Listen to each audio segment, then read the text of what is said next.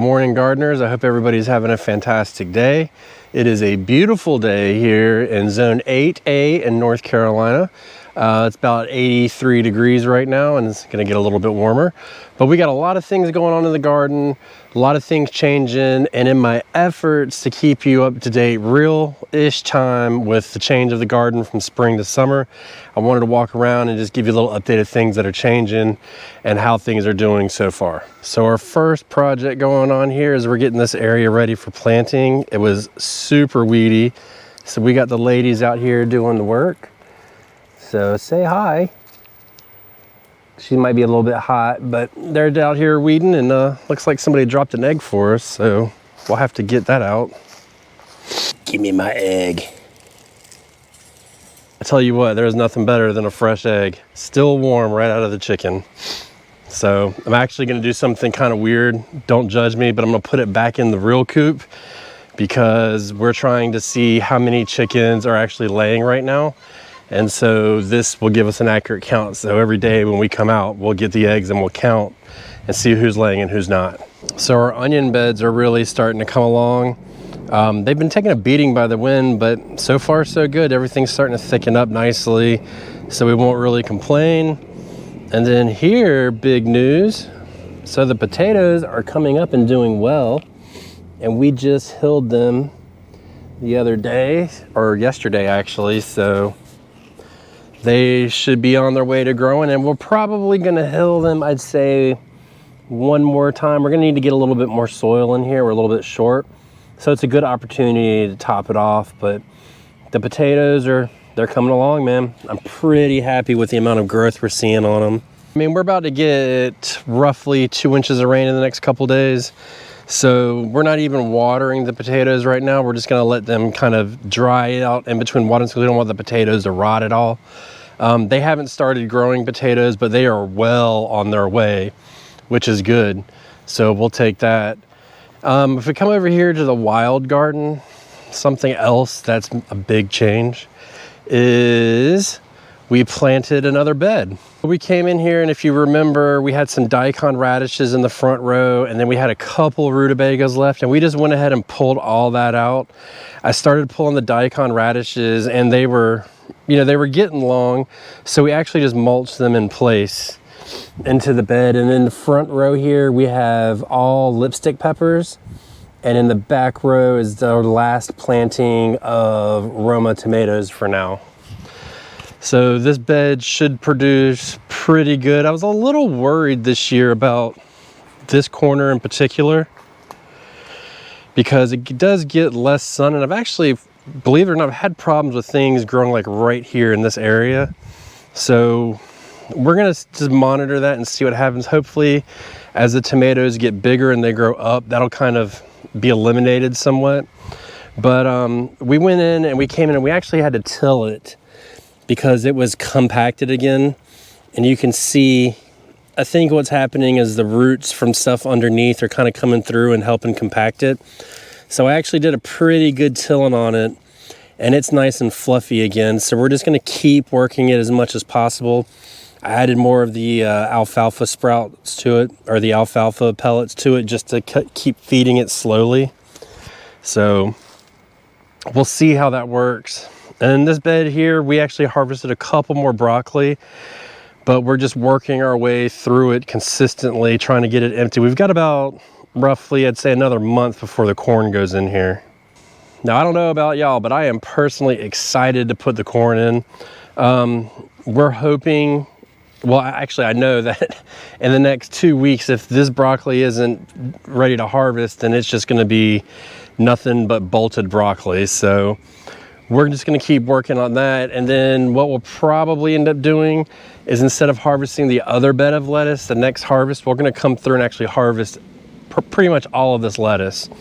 And then we'll be able to give it away and eat it and stuff like that. And then we'll have this bed full, we'll amend it, we'll rebury the lines, and then we're gonna till it really good because it's compacted as well. And that was just some bad soil I had last year, combined with the roots that are coming up from the bottom. I think it's causing more of an issue than we thought. But that continuous tilling every season, I think, is gonna help. And the goal is to obviously stop tilling at some point, but for right now, I gotta do what I gotta do. And so in this bed, the only thing we have left is we have this patch of carrots right here. We had some collards that had gone to bolt. We had a few random turnips over here. And I actually did leave, we have some spinach in this corner that I just left in there just for the hell of it. I mean, whatever. So what we'll do is I'm probably gonna come up in here and pull at least this back line up and till this one section. I don't know exactly what I'm gonna do. Checking on these carrots. They've been in here quite a while, so we should be getting fairly close. Well, maybe we're closer than we thought. That's not a bad sign. So I'd say after this rain we can come back out and maybe start harvesting some carrots. That would be music to my ears, because what I want to do is I want to take this bed and put basil in the back, peppers in the middle, and then on the outside row I want to put watermelons and cantaloupes on there and let them grow out. And I'd like to get them started sooner than later, but we got the seeds going, so it's not that big a deal. We'll just have to wait and see how that works. So you can see there's some changes going on, and it's going to be progressively faster and faster. Our weather right now is about 2 weeks ahead of schedule. So we usually don't do anything until after Easter. And this year we're kind of pushing the envelope a little bit because it's been warm. The soil's warming up. That's not, I think this weekend, it'll be 45 degrees. So what I'll do is I'll come back and I will probably cover these newer plantings that we did the other day, the tomatoes and the peppers and stuff. I may give them a little bit of a cover just to help keep them protected during that cold, but I don't think it's gonna be so bad that we can't, you know, that they're gonna get damaged or anything like that. If your weather is being a little odd this year, warmer or cooler, whatever, let us know in the comments below, because I'm curious to see how much of the country is affected by different temperature swings. You know, like I said, right now we're 2 weeks ahead of schedule. So what's it like in your area? So I know it's like the last video, but this tomato is doing well. And we actually have another one that's gonna go right over there that we are letting grow up the way we did where we laid it on its side. So we'll plant that one, but I wanted to get this one a head start because the sun comes from this direction mostly. So I want this to be as high as possible before we actually go through and get any more. And then this morning when we came out here, I mean, look at what we have. We're getting some peas. Now, I didn't think there was any hope for these. I had these in the ground since last fall. But we have, in the past couple days, gotten more and more flowers on them. So we should start getting some actual peas on here, which I'm kind of surprised about. Now, there is a little bit of an issue with the planting so far. And that would be simply, I planted them so long ago that I forgot what I planted. I'm pretty sure that they are just snap peas and not snow peas, but I guess we're gonna have to wait and find out. I did taste test one this morning, it wasn't great. So that leads me to believe that it's actually a snap pea, which is just like, I don't even know if I'm using the right term, like the regular type of peas that you like open a can. So we'll see how that goes, but to my surprise, and I think I did plant a smaller variety. If it is that, then I planted Little Marvel peas, which are supposed to be a shorter variety, and they are in fact living up to their name as being a shorter variety. This bed, we're just continuously working through it. We harvested some more bok choy and a couple turnips last night, and it looks as if we've got some kind of pest here. I think this is all snail damage. I'm not seeing any other kind of insects on here, so it's not a big deal. Most of these will be done within the next week, so we'll be able to start clearing out more and more of this. And I think next week we're actually going to start filling in our trellises slowly but surely. Our cilantro here has just really started to go to seed, which is fun because we want to collect the seeds. But look at our little friend in here. He's just hanging out doing his thing. He's holding on for dear life in the wind today. But yeah, we're waiting for this to go to seed. This shot up like a foot this week alone, just the past couple days. So we should be able, the way this bed's coming around, we'll be able to get seeds from this and harvest most of these greens and then have time still to put in our sweet potatoes afterwards. So we've got a lot going on in this bed, and it's okay. because we know that we're not really going to plant our sweet potatoes for about another 3 weeks or so. So we've got plenty of time here. And I mean, some of these cabbages are really starting to show some sign. I mean, this one's starting to get pretty firm. This one's a little farther behind, but it's actually a little firmer here. So this one needs to go.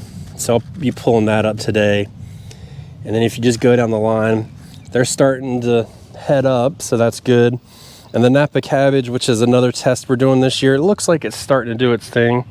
I think it's really going to come down to how much warm weather we get after this week. One thing I've noticed is when we get a lot of rain, we tend to get a lot more growth. And that makes me wonder if maybe I'm not underwatering my garden, which I feel like I'm watering it all the time.